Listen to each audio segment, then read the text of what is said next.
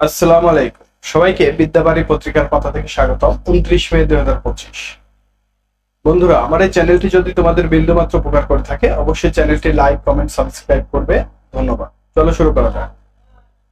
জাতিসংঘের শান্তিরক্ষা মিশনের সৈন্য প্রেরণে বর্তমান বাংলাদেশ কততম? তৃতীয়।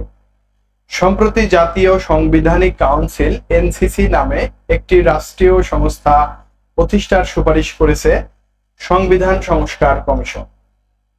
বাংলাদেশে কম্বোডিয়ার প্রথম অনারারি কনসাল হিসেবে নিয়োগ পেয়েছেন কে? আসফার খায়ের।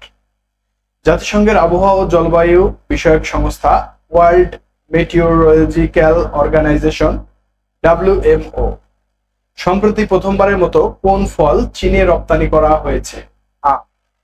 সম্প্রতি রাশিয়ার বেবুকসারি আন্তর্জাতিক চলচ্চিত্র উৎসবে পুরস্কার জয়ী সিনেমা মাস্তুল। টি-20তে বাংলাদেশের সর্বোচ্চ উইকেট নেয়া বোলারকে? সাকিব আল হাসান। আন্তর্জাতিক জাতিসংঘ শান্তিরক্ষী দিবস কবে? 29 মে। বিশ্বের 51টি নিম্ন মধ্যম আয়ের দেশের মধ্যে স্বাস্থ্য খাতে বাংলাদেশের অবস্থান 48তম।